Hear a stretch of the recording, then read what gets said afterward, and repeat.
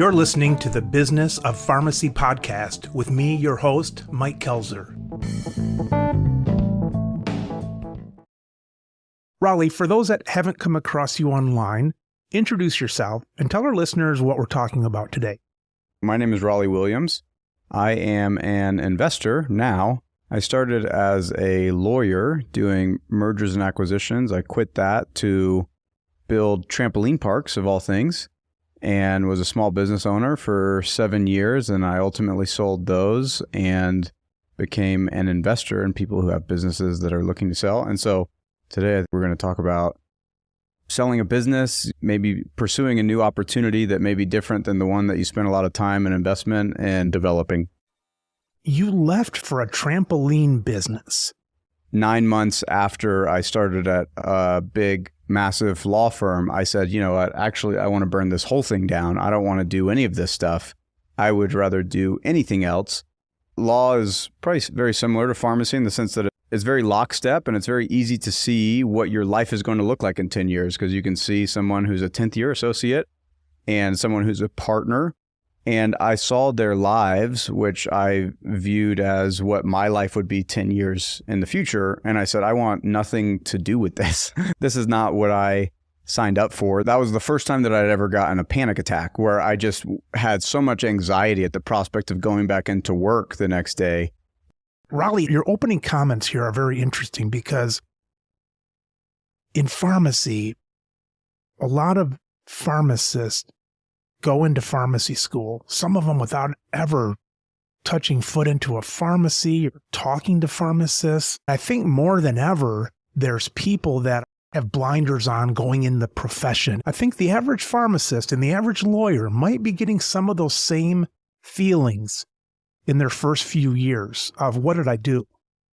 Yeah, I think there's a huge disconnect in what at least law, and I assume pharmacy is very similar. It tends to attract people that have done very well and have been successful in school, and they're very good at taking tests, and they're very good at doing homework and doing what they're told and following directions and meeting expectations.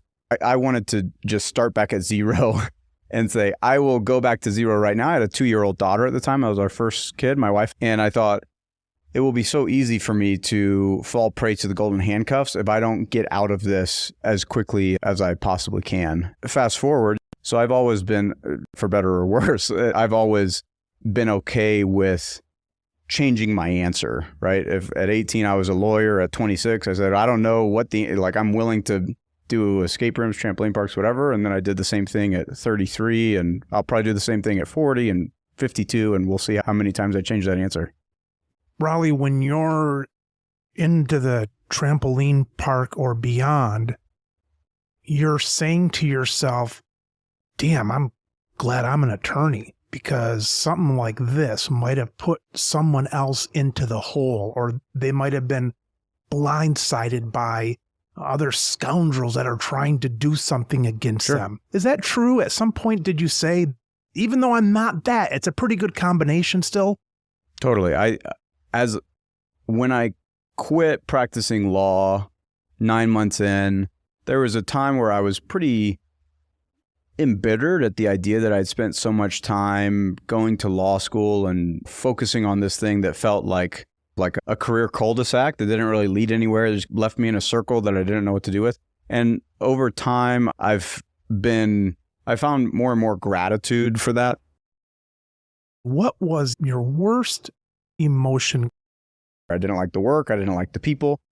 I felt anxiety and I just really felt trapped. I felt like I was I felt like it was just such a different experience than what I thought that I was signing up for. Depressed about it and duped? It's very bureaucratic. Like I wrote an article on LinkedIn a couple years ago. I felt like I was going into a library on a daily basis and I was getting paid to take a book off of the shelf and basically transcribe the book. I'm going to take this dictionary and word by word, I'm going to rewrite it in handwriting. And if I get through 2 books tomorrow, then that's great. Then the next day, they're going to give me 3 books to do. And the game never ends. The library continues to expand and you're getting paid more money than most people get paid to do something that you're not putting life or limb at risk. but it's just tedious that I just felt like it was really the first time. It was really the first time that I was in something that there was no obvious end to. In law school or pharmacy school, you can take a class and you'd be like, wow, this is really boring, but whatever. I have a semester and I can knuckle it out and like I'll figure it out. There's no finality. There's no summer. There's no refreshing the teacher. It's like, all right, Raleigh, see 40 years from now. Now do it. It was kind of like that gnawing terror of I have to do this for the rest of my life. Seriously, this is what I signed up for. And so I don't know whether that's depression, anxiety. I don't know clinically what that maps to, but it was just something that I just felt so massively stuck. And it felt like the mental image that I had a lot at the time was if you're ever walking your dog, I used to have an English bulldog, and you walk them for some period of time and then they just lay flat on the pavement anymore. And you pull them with the leash and the collar like pushes up on the wrinkles and it looks like they're about to get decapitated. So I knew that in order to get out of practicing law, I was going to have to go through that experience of having that collar slip over my face, and it was going to be an unpleasant thing. I think a pharmacist listening to this, I think you set it up well, where a lot of the pharmacists have a lot of commitment. They've taken pride in being studious and all that kind of stuff. And unfortunately, they have the golden handcuffs. Even as employees, they're at higher figures. And it's cool talking to you because when you have something pressing on you, you think you're alone. No one else understands it, but it's really every profession that's doing it. All right, Raleigh, so here's what I'm thinking. I thought that if I left the pharmacy and sold the pharmacy, and I'm an old fart now, so I don't think I'll do this, but if I did, I would find a business that I think is a little crappy looking, a little rough around the edges and a little bit old looking. You go in there, they don't say thank you. You can see there's room for improvement. I would drive to the owner's house, secretly, of course. They wouldn't see me. I would drive around their house and maybe even Google Earth. I can do this now, but I would look and see that they're doing okay. They consistently have the cars in the driveway. They're in a halfway decent neighborhood and things like that. And then I would say, all right, I could make it if that's all I did, and then I'm going to do better. So I'm going to get more than that. So it's the old story of basically flipping a house. You see the potential. You've done some of that, but some of it's more integrated with online stuff. What route would tickle you the most? Merging into a business, buying something that's going, or starting your own thing? I felt like when I went from practicing law to running my own business, I thought that was going to be the ticket that gave me the freedom that I sought. That being an entrepreneur was much more, there's much more freedom in an entrepreneurial life than a W-2 based life. If you've traversed that path before, what you realize is that it's true in some respects, and it's also not true in other respects. As a W-2 employee, you can give 2 weeks notice and be done with the whole thing in the matter of 2 weeks. It's easy to end those things. You have the things that you're worried about and it's stressful, but as the entrepreneur, you have the whole host of things. You have everything that ultimately falls to you, and you have a lot of personal risk at stake. So what I've found is that sometimes going from W-2 to an entrepreneur, you find that you go somewhat from into the frying pan into the fire. And the last step that I found for myself in order to find the real freedom that I was seeking all along was building my business to be an asset that could run without me. I decided to sell it. Some decided to keep it. And once I was able to sell that first business, that was the first time in my adult life that I had the space to really reassess what do I like and what do I not like. I think, and it falls into two camps. You explained it. I think that there are people that tend to be more creative. I ran these businesses with my brother. My brother is more creative than I am.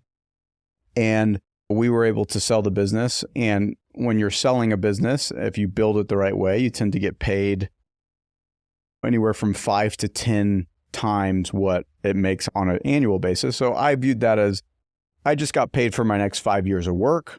So let me slow down. Let me take some more time and really reassess what I really like to do. My brother took that time and he said, I love being creative, I hate operating. So he took a much more entrepreneurial, he wants to start new businesses from scratch because he enjoys having an idea that no one else has and taking that and doing with it whatever he wants. I just like something that's predictable and that I can understand where it's going and I can optimize it. And I don't enjoy particularly the process of starting something from scratch. So when I sold those businesses, I said, never again will I start something from scratch. I'm skipping kind of the proof of concept phase and I'm going only to businesses that are pre-existing, similar to the path that you're alluding to of what are the businesses that already exist that have an owner that maybe has left them to decay in some way that I can help, or an owner that has something that's going great and really just needs some help alternatively, and we can build it together and I buy into the business and do it together. I find if you're trying to optimize for just what's the path, what's the most asymmetric risk where there's like really great upside with very limited downside, I tend to find that businesses that are pre-existing, that already have a track record, that already have a customer base, a brand, a profit and loss statement that you can look at, it's much simpler to predict where that will go into the future than it is to patent a new idea that you've been thinking about for the last 10 years. I talk to a lot of business owners that are in the process of getting their business sellable, where they can maximize the exit value of their business. Most of those people are looking to continue to work and generate income, and they want to do it with the most upside, with the most limited downside. And that tends to be acquiring assets that generate free cash flow month in and month out. And they've done that in the past. A lot of companies, you think of Kroc with McDonald's, he got in there. He had a lot of upside, but maybe it took care of some of that bottom risk. But like you say, maybe you're not crowned as having the best idea that's ever been out there kind of thing. But do you want that, or do you want some money, enough money to live? If you look at the richest man in the world right now is a guy named Bernard Arnault, who's a French guy that bought LVMH, which owns Louis Vuitton. And Gucci, right? He owns Gucci, Dior. Yep, he owns a lot of these luxury brands, and none of them has he started. He was a real estate developer in Miami. Right. Obviously, Warren Buffett would be another acquirer of businesses. And I think if I had a pharmacist background where I was running my own pharmacy store, I think you tend to, when you're around a lot of similar people, you tend to not see the genius and kind of the skills that you've developed along the way. And so if your crowd is pharmacists or general practitioner doctors, and you're like birds of a feather flock together type of thing, you tend to not even see how far you've developed and the skill set that you do have, because you're just not put in a situation where there's people that are deficient in the areas that you tend to be highly proficient in. And so I ran an escape room business and a trampoline park business, but I can work my way around a lease and a landlord negotiation and managing employees, what time they show up, what time they open, whether it's delivering a trampoline park birthday party or it's whatever a brick and mortar aspect of a different business is. The product may be slightly different, but it's a very similar process of local marketing, getting people to the foot traffic and standing out relative to competitors. It's a highly applicable playbook. And if you're someone that has taken a risk, put pen to paper, signed your name on a document that puts your ass on the line somewhere, then you're already in the top echelon of humans out there that will never take a risk, that will always sit on the sideline. And I've found that the actual competition on the real playing field, not what the people say on the stands that never actually do anything, but the competition on the real playing field tends to not be as competitive as it looks like it is from the outside. So Raleigh, you then have success selling your escape room business, gives you a little bit more time to think about things and more money to do things. Do eventually you get known to be the guy that does this? Does that word start to spread and people start offering you things or coming to you for questions and things like that? Yeah, the deal that I did with Jamie Wilkie in the pharmacy space, that was her reaching out to me about a question about how to potentially sell her business. And I saw it and I decided that it was a business that I'd like to be involved with. And so my process was, even after I sold the escape room business and the trampoline park business, I went through, again, my own internal process of what does it look like if I'm no longer the entrepreneur that I've labeled myself as for the past 7 or 8 years? What does it look like if I'm an investor instead of an entrepreneur, or an author? I'm in the process of writing a book right now. So for me, at every stage, from lawyer to entrepreneur to whatever this next thing is that I'm in the process of figuring out, it's been a process of shedding the last label and being okay of what does Raleigh look like if he's not an entrepreneur, if I'm not starting a business and I'm not actively selling something and I'm not running a business with customers, what does that look like for me? And part of that process was in the midst of selling my last company, my wife, who I've been married to for almost 12 years now, she was diagnosed with breast cancer. And so we had a year of her going through, she had stage 3 breast cancer, so chemotherapy, mastectomy, raising 3 children, just the reality of life and things happening and the time and the energy and the effort that's required to be an entrepreneur and kind of birth an idea from scratch and take it out to market and talk about it all day. I was just at a different stage in my life where I felt like doing that felt a little bit more hollow than it had in the past, of just like running a product and hoping somebody buys more coconut water from me. Like there's a different layer of depth of what I just experienced in my personal life that I felt like I wanted to help entrepreneurs who are already in the midst of things, trying to figure out how to get to that last stage of making their company a sellable asset, selling it, and giving the entrepreneurs back the time to do whatever they want to do. All right, Raleigh, let's think to our listeners now. We're just going to pick a demographic. Let's say we've got a 45-year-old pharmacist, and we established that a pharmacist's thought pattern might be similar to what yours was. And let's say that they're starting at zero. They might have a decent chain job. They're not coming out with any debt, but obviously they're going to lose that job then if they go cold turkey. Or let's say you've got a pharmacy owner who's also, let's say, zero. They might have some debt, but maybe at least selling it off, they might get back to zero. You're 45 years old. What are we looking at? What route would you go if you were in that position? The route that I went, I think that there's basically 2 paths that you can go down. We'll spread them out. So I think the first path is you may be starting at zero from a dollar amount, which is fine. And I think that tends to be the thing that people focus on the most and really becomes their barrier that they can't ever get past. But I think that there are 2 separate areas that you can supplement, or that you have assets in that you've developed that aren't necessarily cash.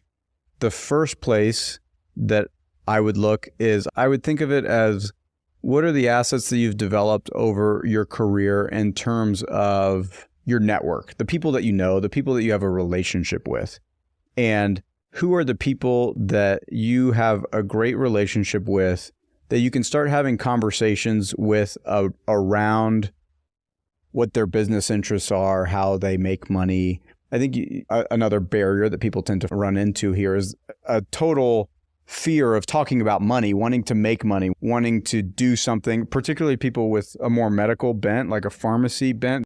It's like a Superman complex where like they don't want anyone to know that they have individual personal desires for themselves to get wealthy. And they want it to all be couched in this idea of it's better for palliative care, clinical care. Like they want somebody else to do well and they want that to be the focus. I think probably before you even get to what are the assets that you have from a network and what are the assets you have from a skill standpoint, I think doing the work for yourself of it's okay to want to be rich. It's okay to like specifically seek getting wealthy. And if you're of a more religious inclination, it's ask and ye shall receive. Like you have to be willing to ask for it. You have to be willing to seek it out specifically and not be so gun shy at the idea of wanting to make a lot of money for yourself. That tends to be the first thing that people get stuck with, is like money's the root of all evil. People are going to think that I'm greedy, that I'm Scrooge McDuck if I'm trying to make money. There's this very like unhealthy, I would say unhealthy, or at least unproductive relationship with money and trying to get money. That I think is step one, no matter what. When I was 26, I wanted to make 10 million bucks. I didn't know what I would spend it on. right? And my only regret at that time is that I didn't shoot higher, because I actually, when I sold the escape room business for 26 million, my cut, debt, investors, all that things, it like almost hit right on the nose of what I was shooting for. And so I look back and I said, shoot, what if I had said $100 million instead of $10 million? Yeah. And so I think that's step one, irrespective, is it's okay to want a lot of money for yourself. And it doesn't have to be because you're going to donate it to charity and you're going to be Mother Teresa for it. You can just do it for yourself. You can want a jet. You can want a yacht. And if you demonize people that have those things, it becomes very difficult for you to get them, because the cost of getting them, the risks that you have to traverse, the dragons you have to slay, all of those things are a risk. And so you have to be okay. You have to really want the reward, and you have to set yourself up to want the reward, and you have to want it for yourself, not for somebody else. If I'm giving you my time and my risk, it's like, you can do it too. People will come in the store and they're like, you don't have this. It's like, no, but I have an idea. You should start a business on that across the street. I'll come to you for that when I'm looking for it, kind of thing. Everybody's free to do that. One of the things, I truly believe that the ambition that you have is something that is God-given, and something that should be nurtured and not suppressed. And so I have always been very ambitious. From the time that I was in law school, they'd say, what kind of law do you practice? I'm like, I don't know. I just want to be rich. And that's like kind of a faux pas to say, it needs to be constitutional law or helping the oppressed or going and building homes in Africa. And I think all of that's great, but it's very difficult. I don't think I've ever seen someone achieve something greater than their ambition. And the ambition tends to be the anchor that kind of holds people back. And so you can work on your ambition. You can work on your relationship with money. It costs you no money whatsoever. I would buy some books on it. I would buy The War of Art by Stephen Pressfield, How to Get Rich by Felix Dennis. You can buy them for $12 and work on your relationship and foster your desire for economic gain. I wish more people would be honest about why they're doing things. You tend to look very mercenary when you say it. It's so much easier to say, follow your passions and do what you enjoy and you'll never work a day in your life. And just to put a fine point on it, I had zero passion or inclination or desire about trampoline parks or escape rooms or any of it. I didn't care. I wasn't like an avid attender of any of those things. I just wanted to not practice law and I wanted to get rich doing it. And that was it. So step one is work on your relationship with money and heighten and magnify the ambition that you have for yourself. I know for me, as I got more serious about kind of thinking about what I really wanted to do and the ambitions, it became clear to me that the vehicle that I had picked of practicing law, which is very lockstep, 180, then 205, then 225, that I had more ambition than that vehicle of practicing law could ever give me. And I wanted more autonomy than practicing law could ever give me. The next step was the thing that I'd started into before I backtracked into your relationship with money, which is the assets that you have within your network and your community, the people that you already know, which again costs no money. But when I was practicing law, I found a buddy that was working at KPMG, which is a big accounting firm. And he also wanted to quit his job. And so weekly we would go to lunch and talk about business ideas. And we would just say, can we make money doing this? We talked about collecting coins, doing remote car washes. We ran the whole gamut of what the ideas look like together. And then when I brought my brother into the conversation, I basically found a MarketWatch article that was called The Unbelievably Lucrative Business of Escape Rooms. And they walk through what the escape room business looked like. I sent it to my brother and my buddy that ultimately became my partner, who was working at KPMG, and said, is there something here? Is this possible? I was just trying to become as sensitive as possible to what economic opportunities look like. And I was trying to look at what my network looked like in terms of people that were wanting to make more money. Those are who ultimately became my partners in the venture. So I would say, what assets do you have in your network? And then the other potential bucket is, what assets do you have in terms of the skill set that you bring to the table? You can increase the skill set that you have by buying courses, that don't have to be massively expensive. And you can go to more networking events and really try to get outside of the circle that you already have if you feel like the networking circle is lackluster. And I was spending a lot of time with junior associates at a law firm, and I talked to all of them, and none of them wanted to pursue something entrepreneurial. And so I started to look outside of that. I started to look at my church and who at church is doing something that could be interesting. I started to look at networking groups, young professional organizations that weren't law organizations. It's almost funny sometimes, not everybody has your same urge. Like when you talk to those lawyers, it's like, you mean you don't have those urges? You mean you're going to be a lawyer? And they're like, yeah.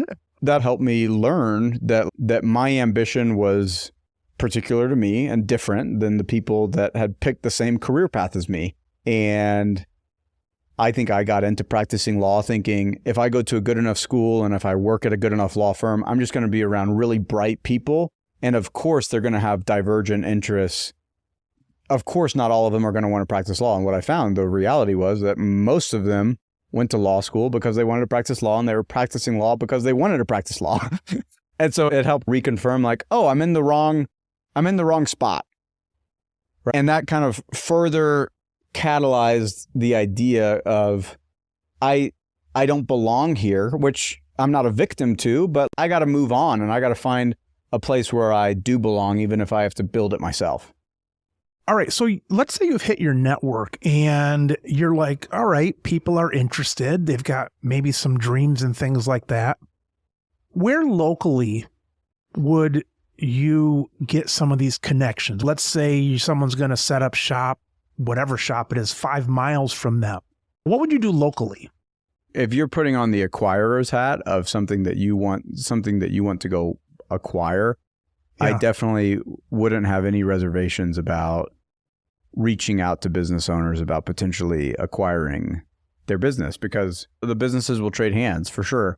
For me personally, I'd reach out to them on LinkedIn and say, whenever you decide that it's time for you to sell, I would love to have a conversation if it makes sense for me to buy. And it's totally low pressure. As someone who's owned businesses and who has received that message, it's never threatening to me. It's, hey, it's I flattering want to give sometimes. you money one day. Yeah. When I was operating businesses, there would be plenty of days where I was like, I would never sell this thing for $100 million if someone offered it to me today. And then the next day, it's if someone came with $100,000 on my doorstep right now, I would sell because I'm so done with this thing. Like the massive variance that an entrepreneur goes through in terms of what they're willing to sell their business for is day by day dependent. And I suppose if you went cold turkey from a business as a pharmacist, that might be another reason to get a going business. You've already got some cash flow coming in and that kind of thing. Yeah. And what you'll find in the business acquiring route is there are plenty of business owners. I've done this before. There are plenty of business owners that will do seller financing where you put some money down, you put $50,000. If it's $1 million transaction, you may put $50,000 or $25,000 down that you could get from an investor. And the seller can be willing to do those deals because, and there's a whole host of reasons, getting out of a lease that they don't want to be a part of anymore, not dealing with the employee headaches that they've had to deal with for so long. They have kids that don't want to take over the business like they thought, a sick wife, a sick husband. There's a whole host of reasons of why a business owner would give seller financing to a upstart entrepreneur who's going to put new energy and new life into the business that they built from scratch. I wouldn't get anything local. I don't want to do any work. I just want to sit on my ass and my fingers do the walking and talk to people like you, Raleigh, and things like that. So if I'm looking for a business, I would be online. Well, then that opens up the world. Yeah. And there's plenty of ways to start the conversations with people that are online. Like that was when, after I got out of all of these brick and mortar businesses, I said, I'm never signing a lease again. I'm never signing a personal guarantee again. I've actually invested in some brick and mortar businesses since then, but it's done in a way that I'm not risking the kingdom for a pot of gold, and I'm not putting my own ass on the line if things go poorly. I make sure that someone's there that is massively incentivized to build their fortune out of the success of the business that we're partnering on. And so that's what kind of led me to more online style things.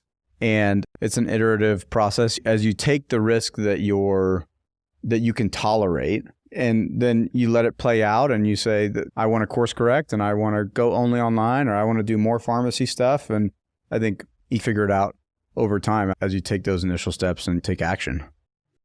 So Raleigh, what are your personal goals? Not dollar numbers, but what would be your dream of, and I know it could switch, is there a certain number of businesses, a certain involvement you want to be? What would that look like for you? The place that I enjoy now more than I ever have is I really enjoy being a part of an entrepreneur's journey, taking them from where the business sits today to a sale and to exit the business. My own personal experience, again, was going, like I say, it's like frying pan to fire to freedom. And I enjoy helping the entrepreneur go from their first stage of the business that they thought was going to free them from stress, selling it to give them the time and the freedom to do whatever they want to do for the rest of their life. And it tends to look very different than the thing that they were doing previously. I don't have a number in terms of the amount of businesses that I want to own or be a part of. I think as I've done it more and more, I want to own the fewest amount necessary, not the most necessary. Satisficer versus a maximizer. What's sufficient? It's the part of the entrepreneurial journey that I felt most stuck in. Was I was running a business. Again, it felt very similar to when I was practicing law and I felt stuck, but I was the creator of my own cage, right? I had built this business that couldn't exist without me and was very difficult to figure out how to sell. And that's the part that I enjoy the most. Like when I bought into Jamie's business, was I will buy into this under the premise that we're going to get this thing to look like an asset and we'll sell it a second time. So I'm going to buy in. This is your first exit. And then we're going to work together on the second exit. And I enjoy that process. I enjoy helping the entrepreneur. I enjoy helping the entrepreneur get there. I enjoy doing that side by side with the entrepreneur, right? Like I've looked at plenty of businesses where the entrepreneur is trying to sell and they want to get out and go to Mexico or do whatever they want to do for the rest of their life. And my deal is usually, I'm willing to get in this boat as long as you're staying in the boat with me, and we're going to get into this thing. We're going to do it together. There have been difficulties that I didn't anticipate, and there's been a lot of great things that have happened that I didn't anticipate either. And so that's the thing that I've enjoyed doing and writing about and talking about more and more is there's so much conversation about passion-driven entrepreneurship of do what you love. Selling a business is almost this dirty secret of like, I don't want anybody to know that I want to move on and do something different. My dad, who is a lawyer, he always said a business has no soul to save and no ass to kick. Like the business itself is not anything that you need that requires passion to do. And you can find and fill that passion elsewhere. And there are things that are a lot more important than making more money month over month. And they tend to be human related, dealing with your children, your spouse, your parents, the people that are in your orbit. And a lot of times I think as entrepreneurs, we tend to minimize those things because the exigencies of the business are always pressing on us. I'm doing this for you guys. I enjoy helping entrepreneurs get out of the last prison that they've created for themselves. So you were honest about saying that money is a goal. What other goal, though, are you looking for? What other need do you have in this business? Who are you trying to impress? So you make money, but where's that maybe 10-year-old or 15-year-old or 25-year-old that's inside of you that you're saying, look, world, I did this? Is that there? What are you trying to prove? Yeah, I think the thing that I always say to people is you need to make enough money to know that it's not the answer and then go find what is. That was my process. I always attributed money to freedom, money to do whatever I wanted to do, to not be told what to do from my parents, and not just to have total autonomy in how I chose to live my life. And then after I got enough money to do that, I found that I still wanted more. You're always 1 zero away from being happy enough with money. Yeah. You just need one more zero at the end of your bank account and then you're happy. And as I sold those businesses, I started to spend more time thinking about not what can I make the most money in, but where can I uniquely contribute in a way that's unique to me and my experiences? Who are the people's lives that I would be interested in changing for the better? And how can I contribute to those? And usually it tends to look like some version of you 5 or 10 years prior, some of the harder problems that you've had to overcome yourself. What I've ultimately found is that like any external answer of who are you trying to impress, or what are you trying to do, or what does the car mean, or the house mean, or the whatever mean, once you have enough stillness in your life, you can find that it's you yourself, it's a conversation with yourself, that self-confidence, self-belief, and you can never control whether your parents love you or your kids love you, or even if your spouse loves you. But if you love you and you love what you're doing and you feel like you're uniquely contributing in a way that maximizes your gifts that you've been given, then I think that's contentment and fulfillment. If you'd asked me that 5 years ago, I would have been too much in the hustle and bustle to have a more thoughtful answer. Yeah, mine in the pharmacy, that is no longer an image thing for me. I think it's always been cool to say that I'm an owner. I know the podcast, the reason for this, Raleigh, is I'm the 8th of 12 children. Yeah. And when you're the 8th of 12 children, you don't get a word in. If you want to be heard, you have to have a podcast. You're not going to be heard by your older brothers. You're the little punk brother. For me, that was law school. I'm not going to be heard from my parents and my older siblings unless I'm sophisticated, unless I'm very well educated and I can out-argue them in what the right answer is. And at least for me, my process has been, okay, well, what about you listening to yourself? And that's been my lawyer answer, like of what I wanted to do growing up. Saying a lawyer was an answer that everyone was happy with, except for me once I got into it. And same with entrepreneur. And so it's been that process of just like making myself proud of what I'm doing. And if anyone else has a problem with it, that's okay too. So Raleigh, pharmacists are listening to this and they're pulling up in their driveway and so on. They've got a few minutes to maybe think about this conversation. And let's just pretend there may be the situations that you were in earlier on. What advice would you give to them? I think the advice that I got that was the most helpful in that stage was, I think we're all on our own hero's journey, where we're the hero of our own life, and you can't avoid that journey by not taking any risk.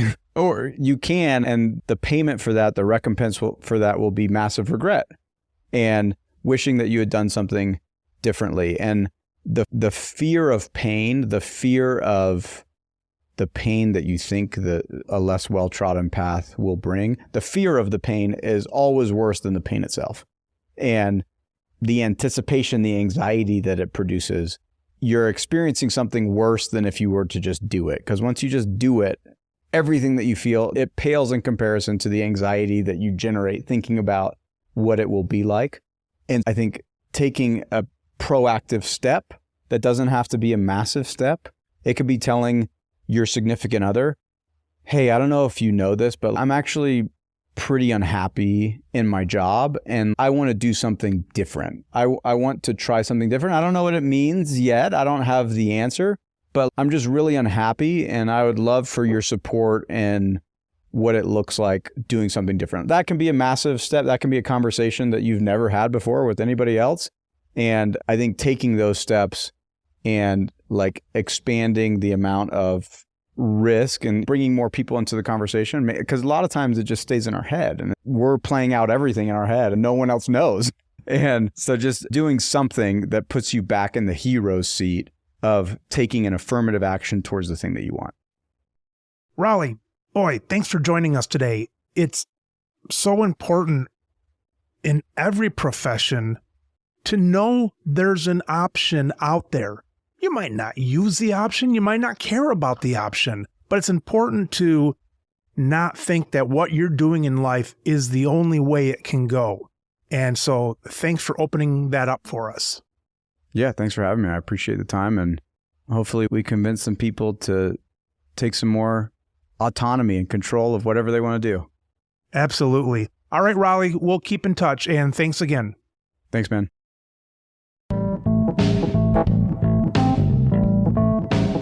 You've been listening to the Business of Pharmacy podcast with me, your host, Mike Koelzer. Please subscribe for all future episodes.